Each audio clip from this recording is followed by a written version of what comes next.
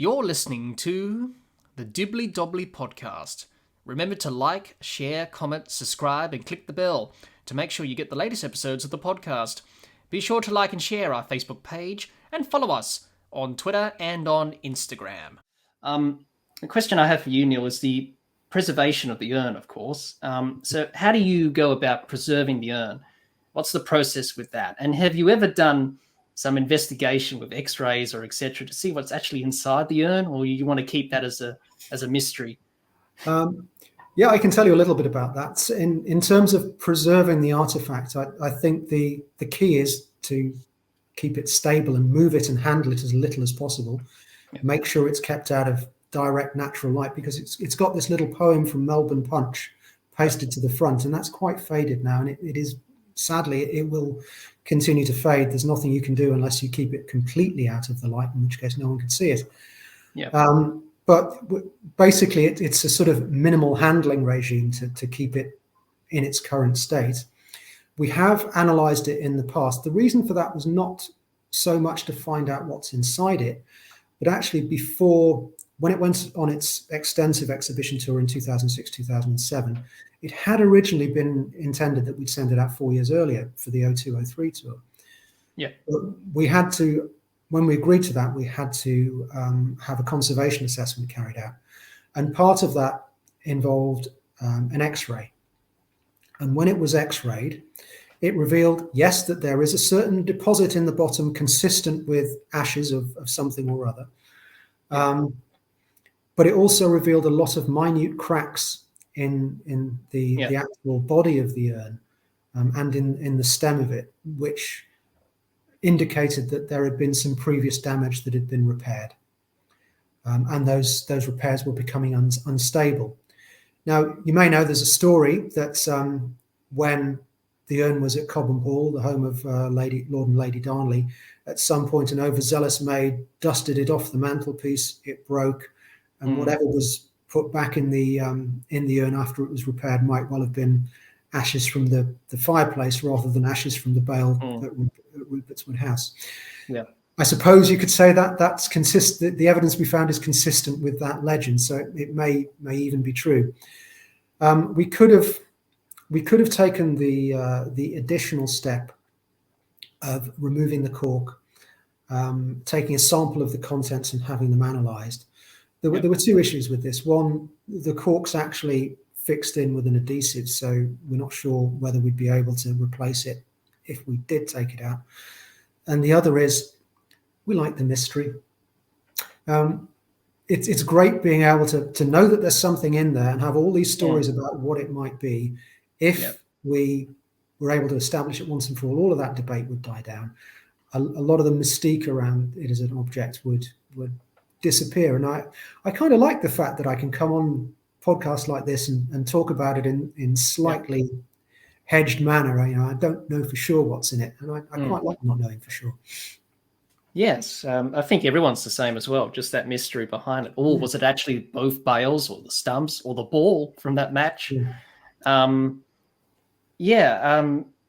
interesting. I was just about to mention that, the poem on the front of the urn. Now, where did that originate from? Why was that stuck on the Ashes Urn, that poem from the Melbourne Punch magazine? Well, that is, assuming we're correct, that the urn itself was first presented in at Rupert's Wood House on Christmas Eve. And that was, of course, before the three test matches that were originally scheduled.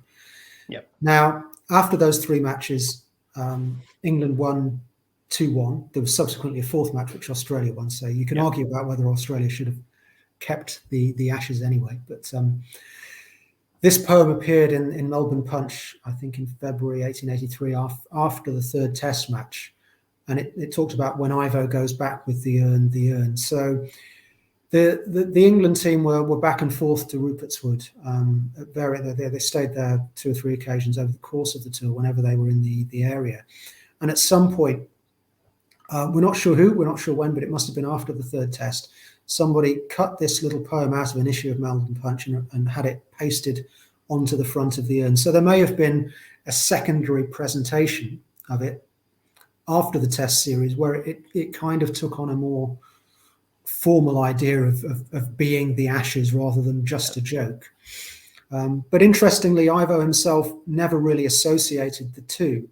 He made a speech at the farewell dinner at the MCG just before the team sailed back to England, where he said he thought the joke had gone on long enough and the ashes should be quietly buried in a corner of the MCG and forgotten about. Well, he didn't mean the urn. He meant the legend of the ashes, which to him wasn't directly associated with the urn. The urn was something different associated with him and Florence. Yeah. So, there are all sorts of mysteries about the presentation and representation of the urn and what might be in it. We'll probably never get to the bottom of it all, and that's probably a good thing in my view. Yeah, keep that mystery and that legend behind it.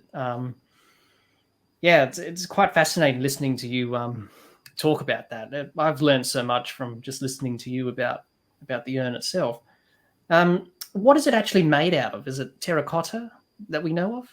It's a kind of terracotta pottery. If you look at the replicas, which are made out of a kind of resin, they're a little heavier than the original because they're solid. They don't have any sort of anything inside. It's just a solid resin, and they're also a more distinct brown color. So they're a slight brown color. I'm talking about the official replicas here, rather than the ones that you can actually buy in shops, which are plastic of some kind. Yeah. Now, if you look at the original urn, you'll see it has a kind of reddish luster that comes from the original terracotta pottery that no replica we've ever made has ever been able to replicate. It probably wasn't a very high quality object when it was first created. It was probably mass produced. As I mentioned, we know the Clark family in the years leading up to the famous events at Rupert's Wood had travelled in Europe. They'd visited sites of antiquity in Italy and Greece, and there were probably souvenir stalls set up at this where they were selling little miniature amphorae and urns as souvenirs of ancient Greece and ancient Rome. So it was probably one of those originally, and there may well have been hundreds of similar objects, possibly without the little handles, which we think are not original, although they are in a very similar material.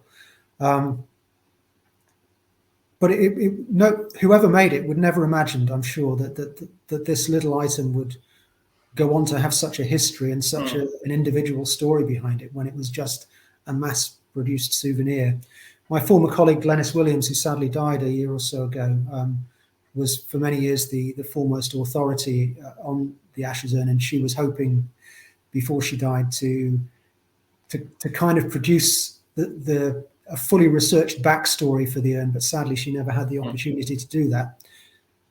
Maybe somebody else can research that and find out where it originally came from and what it might have been used for before it acquired the history we know. Hi everyone, hope you enjoyed listening to Neil Robinson, Head of Heritage and Collections at Lord's Cricket Ground and the MCC on the Ashes Urn. If you haven't done so already, you can check out the historical series episodes we did on Lord's Cricket Ground and the MCC with Neil, which are available on the Dibbly-Dobbly podcast's YouTube channel.